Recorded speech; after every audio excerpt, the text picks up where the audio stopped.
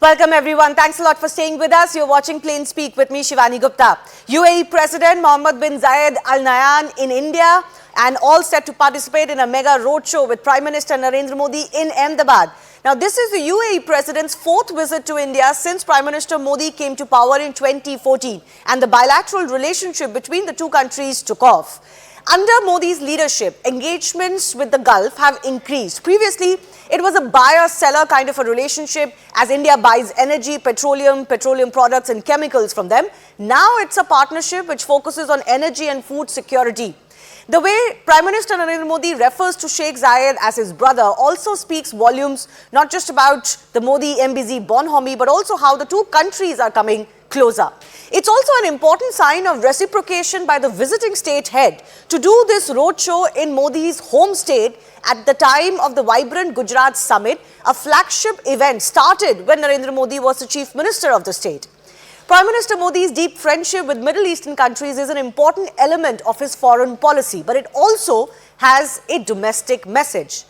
Modi is anti-Muslim is the narrative that has been the strongest criticism against him for the last 10 years. In fact, from the day he was announced as the prime ministerial candidate for the BJP in 2013. Now, with Lok Sabha elections approaching, the intensity of these attacks will only increase. So, can this bonhomie between the leaders of both India and UAE be the bridge over the divisions, whether in the minds of certain people or actually on ground? We'll take that question to our experts joining us in just a bit. But let me take you through the deep relationship between India and UAE and how under Narendra Modi government, this relationship has elevated in recent times. So remember, Narendra Modi was the first Prime Minister to visit UAE in 35 years. The last one to do so was Indira Gandhi in 1981. Since 2015, Prime Minister has visited the UAE 6 times and UAE President has visited India 3 times since 2014, this being the 4th visit. In 2019, the Prime Minister also received UAE's highest award, the Order of Zayed. And in 2023, mind you, India and UAE signed a historic deal for their RuPay card. Let's understand why these ties are so significant. Why is the partnership with UAE so important for India that the Prime Minister himself was there at the airport to receive the visiting foreign head? Now, UAE is India's most important partner in the Middle East. UAE is considered the second most powerful Middle Eastern country after Saudi Arabia. Good relations with UAE serves as a gateway for India into the Islamic world, and it also counters China's growing influence in the Middle East.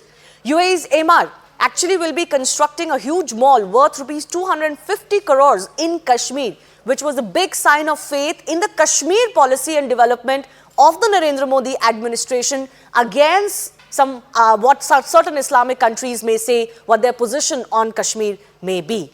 The visit also comes at a time when the state, remember, is hosting the 10th edition of the Vibrant Gujarat Summit. Take a look at some other notable names that are going to be in attendance. Of course, Mohammed bin Zayed Al Nahyan, President of UAE, is headlining this event. Peter Fiala is Prime Minister of Czech Republic, who will also be in attendance. Mozambique's President Filipe Nyusi, Timor-Leste's President Jose Ramos Horta. Over 50 global CEOs from semiconductor, aerospace, defense sectors will also be present for the event. The big question and the big focus today on the show is simply this. Vibrant Gujarat Summit being the occasion when the UAE President is in India one more time. Is this relationship, the India-UAE relationship, a bridge over divisions? Hello, Moto.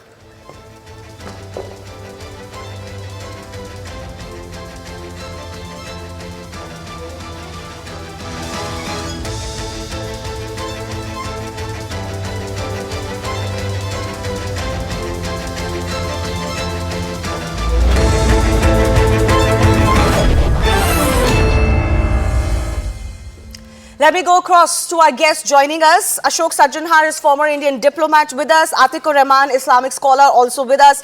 Asif Ramiz Daudi is a Middle East expert and Pathikrit Pine is strategic affairs expert, all joining us on the show. Our political affairs editor, Aman Sharma, will also be with me in just a bit. Ashok Sajjanhar, not very usual, although it has happened in Narendra Modi's tenure as Prime Minister, but still quite unique to have a foreign dignitary, foreign head of state participate in a roadshow, which is a very Indian-like activity associated with elections. How do you see this roadshow that Mohammed bin Zayed is participating in today?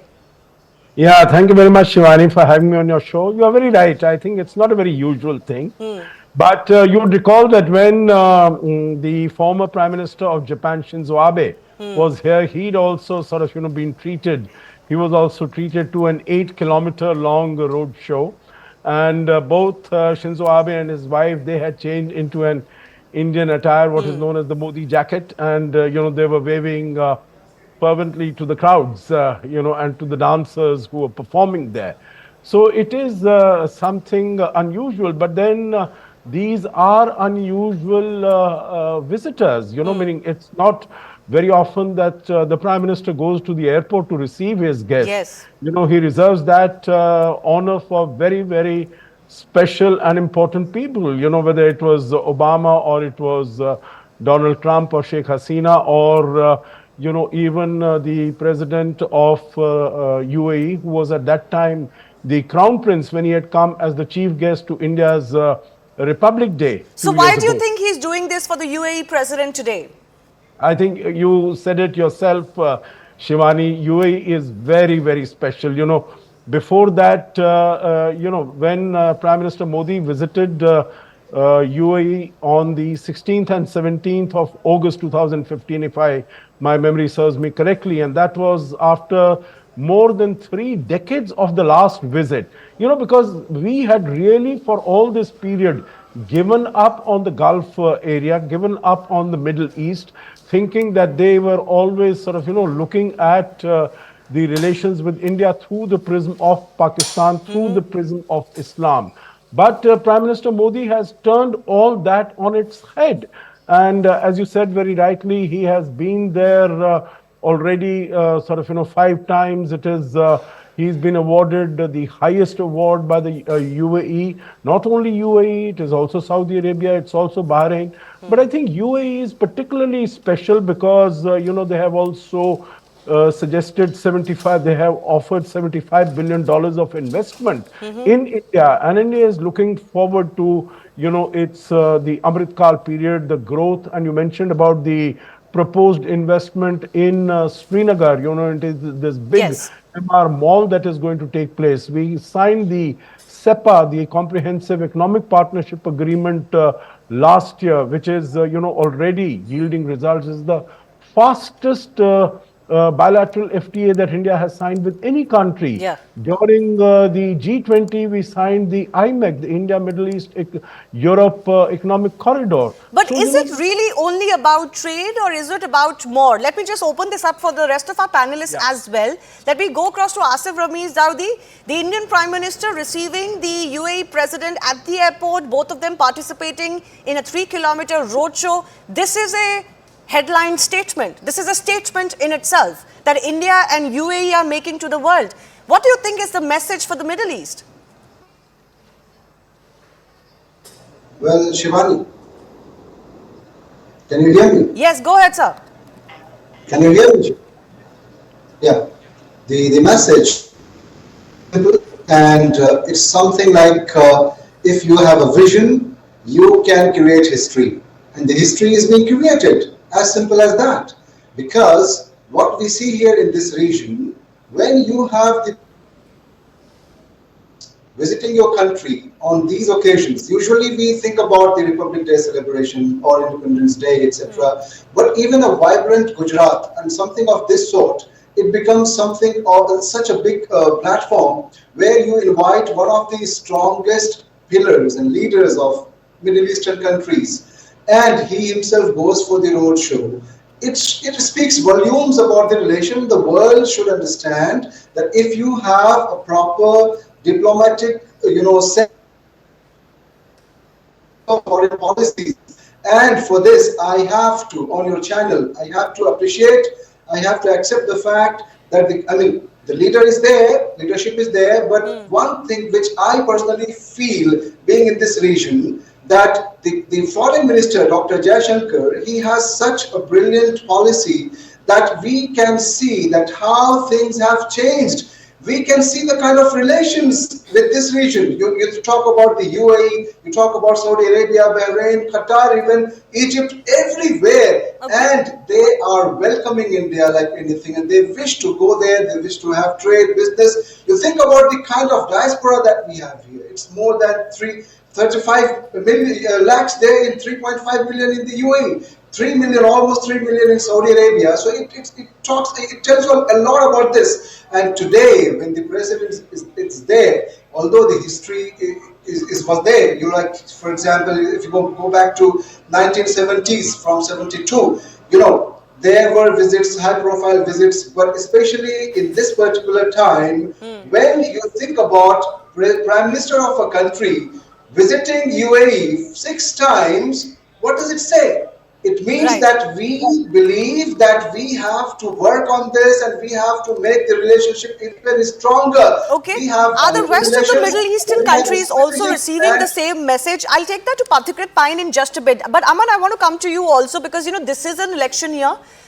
There is an undertone of religious conflict or religious relationship in context of India or the Middle East. You look at the world at large, at all times, there is this Israel, Palestine conflict going on just as we speak. What do you think would be the message going out from India's point of view, giving this reception and the UAE president participating wholeheartedly in a roadshow with the Prime Minister? And what is the message that UAE wants to give to the rest of the Islamic world? Well, clearly, Shivani, see, Mr. Modi, if you see his history, if you see over the years, Mr. Modi has always believed in changing the rules of the game. When in 2015, Mr. Modi became the first Prime Minister of India after over 30 years to visit UAE for the first time. And some of our panelists saying he's visited 6 times already. Yes. The UAE president is now presently on his 4th visit to India. Prime Minister Narendra Modi, I remember when he's gone abroad, he's made a stopover in UAE many times. So these are also signals that, we value the Middle East, we value UAE as a partner. Prime Minister Modi was just last month for the COP in Dubai.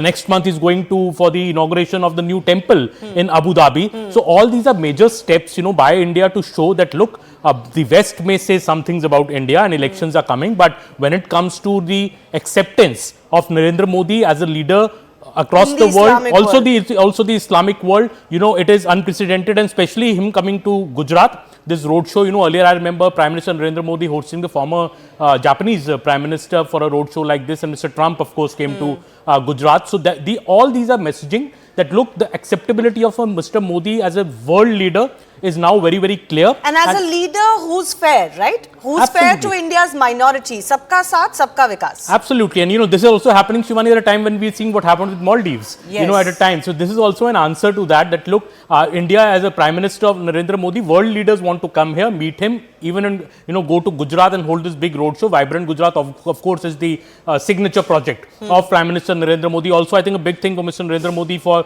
the UAE president to come for the Vibrant Gujarat project. This is something that, his brainchild in 2003, perhaps the first time an Indian state went for a international business summit, which many other states in fact have copied, the successful model. So I think that is the whole big messaging that Prime Minister Modi is trying to give here by the UAE president participating in the same, he's went to the airport to receive him. They're traveling in the same car, I believe, during this roadshow. So all these are very, very interesting signals, and this goes across the world. The messaging goes across the world about this. Pathikrit, do you believe it blunts the attack not just on Narendra Modi as the Prime Minister, but also India under Narendra Modi, that it is unsafe for minorities or somehow it is quashing the voice of Indian Muslims particularly? Do you think the way UAE deals with India today blunts that attack, or are these two things to be seen separately? Shivani, first of all, President Zayed would not have agreed to this roadshow if there was an iota of doubt in his mind about PM Modi's Kashmir policy, about his secularism, and about the continuity of Prime Minister Modi after 2024 election. That is something I strongly believe in.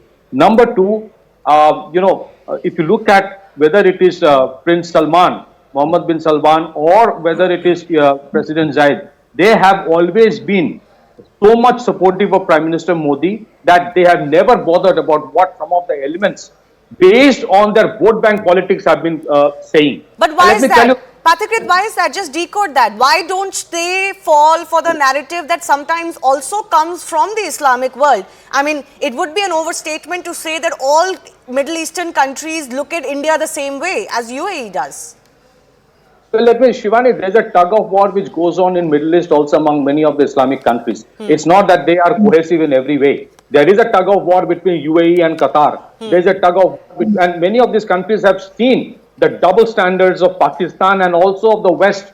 So just as we do not believe anymore the Western press, the same is with the West, the Middle East. They don't care about what the West says. Let me tell you, for a long time, these Arab oil-rich monarchs were expected by the West that you would be protected only by the West, led by America, and you have to go to their foreign policy.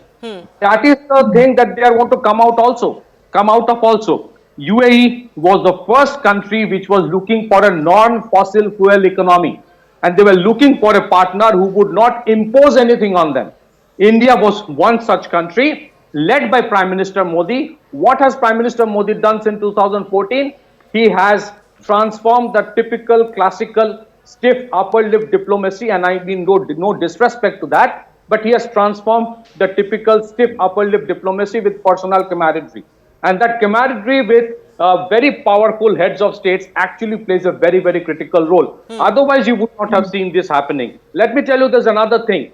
The sovereign fund of United Arab Emirates is $1.5 trillion. Where will they invest? They can't invest in Europe, which is saturated and is in a recession. They are looking to invest that in India. They have already pledged $50 billion for the next 2 years. They have already invested $10 billion in the last 5 years.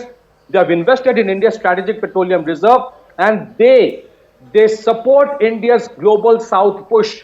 They are sick and tired of the Western, these institutions doing exactly what the West says in terms of sanctions, in terms of many other things. So I think in Prime Minister Modi, they're looking for an alternative. And most importantly, India has always made sure that your internal issues are your internal issues. So just as India never interferes in the internal issues of Middle Eastern countries, which Western press has done with impunity, likewise. And let me tell you, Shivani, the Western world tried the Arab Spring, something they have been completely devastated and disgusted with, something which was tried in India as well. So there are areas of convergence they find with Prime Minister Modi, and that is why they are going ahead. Okay, I want to bring in Atikur Rahman as well. He's an Islamic scholar. He obviously, keeps a tab and debates many issues that flare up in India from time to time, particularly from a religious lens. Atikur Rahman, what do you think? What is the message that Indian Muslims will also get, if at all, from this visit? Would it matter to them that such a big, successful Islamic country like the UAE looks at India as a partner and, unlike certain other Islamic countries, does not want to use the religious or Islamic prism to deal with India? It recognizes India for what it is. They are who they are. Well, Shivani, these moments are moments of pride for the people of India. And of course, the credit goes to the Prime Minister of India that he is having very, very good relations, sound relations with the Arab nations, especially if you mention they are Islamic nations. Now, I would rather say that you said that I should get a message from UAE. I would rather say that India should get a message from UAE that they do not mix up religion with state affairs.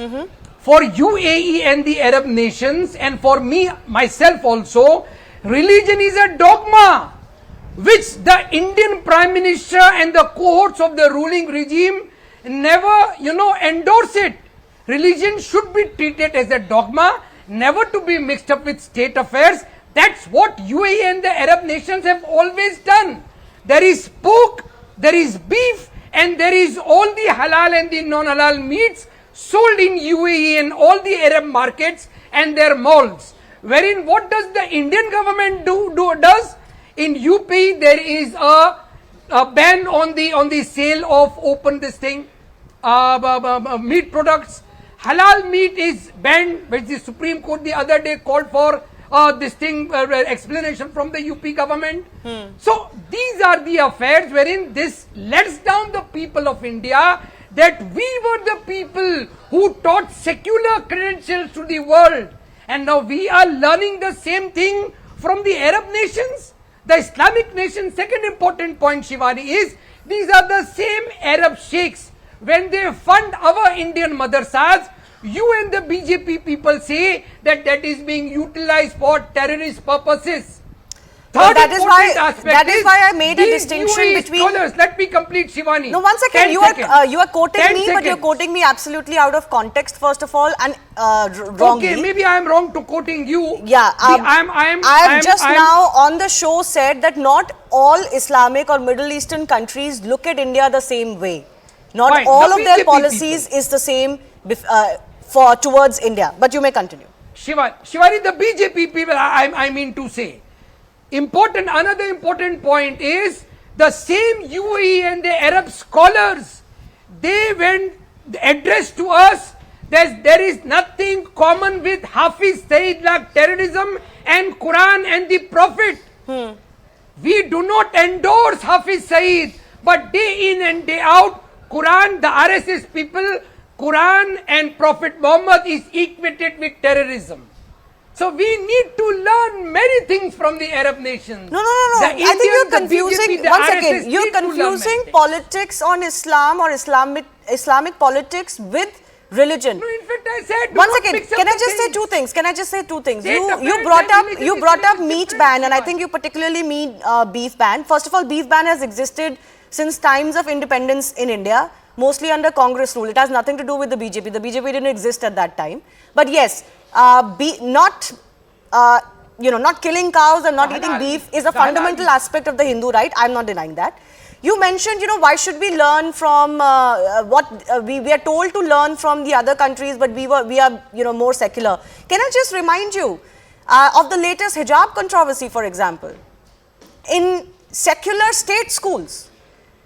And that is when a lot of the examples of Middle Eastern countries, other Islamic countries were brought up to say that even they don't allow this.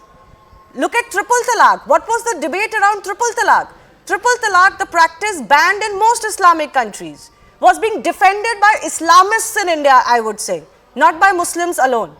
So you're confusing what is faith with what is politics associated with religion. No, may I answer this, Shivani? Yeah. Shivani, you need to take the fact into account that UAE and the Arab nations are majority Muslim states.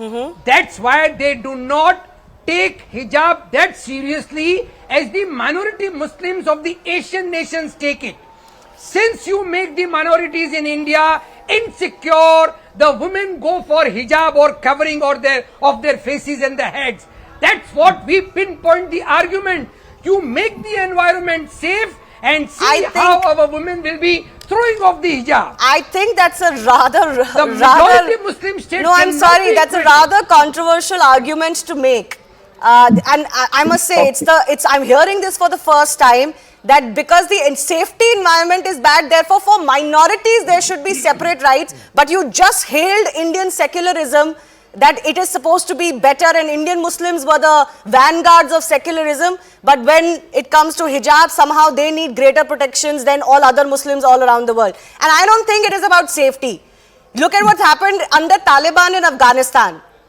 Young girls, as young as 4-year-olds, are being beaten to wear hijab. Now, it's an Islamic country under the rule of an Islamic government. I wonder what is the security issue there. So let's not fool ourselves. This is exactly the point. I think Patrick wanted to come here. This is exactly the point. Religious politics or politics, Islamist politics has become this, this whole sphere where sometimes you cannot argue with it with logic. If somebody wants to say India is intolerant, that minorities don't have their space today in India for the last 10 years, there's no disproving it because people don't want to change their minds.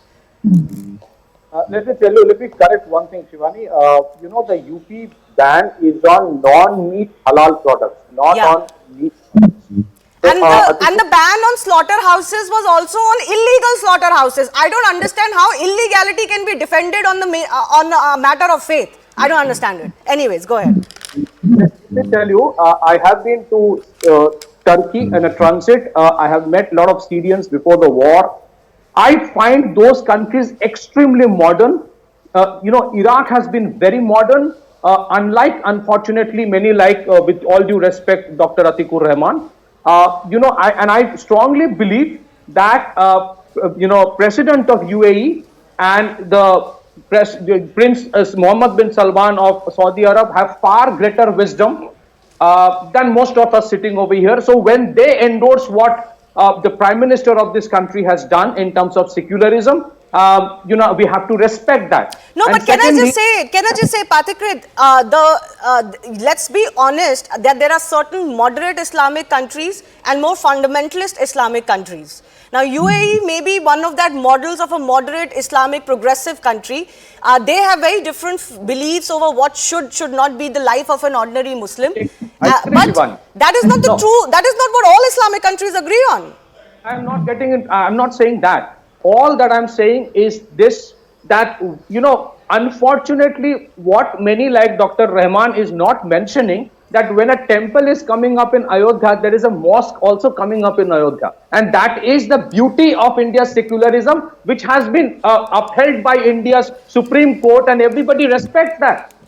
Okay. Unfortunately, there are certain things that he is mentioning which does not suit on today's debate. Let's understand, there are so many Indians who work in Middle East, and if some of them had done some of those unrest things that were done on a daily basis in this country, they would have faced far better, bigger punishment than what they face in this country. So let me tell you, if we talk about those countries like UAE and Saudi Arab, please also, I would ask Mr. Rahman to talk about the discipline and the rule of law that they follow, which unfortunately in India, if the country's government tries to impose, then they talk about, democracy khatre mein hai. So you cannot have double standards. And Yeah, as a country, I think the main problem is what came out with Mr. Rahman's argument was that when we are in majority in Islamic countries, our ideals are different. But because we are a minority in India, we must be treated differently. I think, Mr. Rahman, with due respect, that is precisely the point of view and the mindset which is under challenge in India today, that minority or majority, you cannot be treated differently, and there cannot be exceptionalism because there is a Muslim minority in India. What goes for Muslims in Islamic countries should be acceptable for them here. And in many cases, I mentioned hijab, I mentioned triple talaq, and there are examples like that. For example, Muslims in other countries will not mind common civil code, but in India, they vehemently oppose a uniform civil code. So that I could give many, many examples of how exceptionalism has been created over a period of time, but that's a separate debate. I didn't want to debate that particularly, but I want to just debate the message that, UAE is sending with its friendship to India, to the rest of the world as well, which will be hearing the same diatribe and the same narrative against India, and particularly Mr. Modi. So Mr. Asif Ramiz, let me bring you in one more time. Do you believe that that narrative is successful, that India and Mr. Modi are anti-Muslim under him? Or do you feel that over the last 10 years, the term and the actions of Mr. Modi and his government have spoken, and those issues no longer are believed at the drop of the hat as they used to, let's say before he came into power? Shivani, to be very honest, when we talk about religious issues, minorities issues, and taking lessons from the UAE and other progressive nations, let me tell you, India is such a big country. It's a huge country. It has 1.4 billion population. So if we are very honest, we can't say that there are no problems there at all. I don't agree that there are no problems with minorities. I don't agree that there could not be any problems. I don't agree that there is no lynching.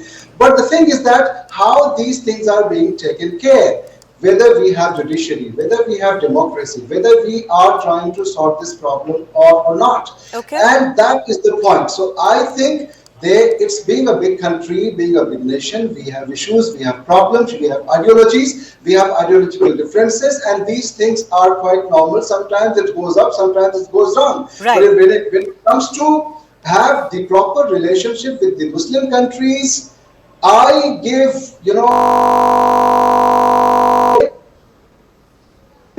to have this kind of relation, that all these nations, they want to have good relations with India. I tell you, we should take lessons. We are the secular countries. Let me tell you one more thing about Pakistan, for example. We see how minorities are treated there. from Absolutely. 23% to 3%, and they just disappeared. So they should also take lessons. We should also take lessons everywhere else. It's a message for the entire world that the coexistence should be Yes, promoted. no, you're right. What And the all of those European Union- sanctimonious messaging and, virtually virtue signaling to India alone doesn't work if those same people don't raise any issues with countries like Pakistan, countries, what has happened in Afghanistan, what has happened over the last 50 years in Bangladesh. The percentage of Hindu population in Bangladesh has, come down to single digits, almost just 1 or 2%. So that no longer works as a diatribe against India is the point I was making. But I want to give Ashok Sajjanhar 30 seconds before we wrap up. Is this relationship, see, the fundamental point is this relationship going to change that narrative? Or these two things are just separate? We have to live with the reality that there will be those who will be opposed or attack India, not agree with Mr. Modi. There will be those who will be friends with him. Yeah, I think this reality will continue, although, whatever India does, because if you look at it, there is no discrimination on the basis of religion or caste or creed. The principle by which the government works is sabka saath, sabka vikas. As you said, if piped water is going to be provided, if electricity is going to be provided, if food grains are going to be provided, they will be provided, any subsidy that is being provided, they'll be provided irrespective of which religion or which caste they belong to. The other thing is, meaning I have traveled in all these countries, I was ambassador to Kazakhstan.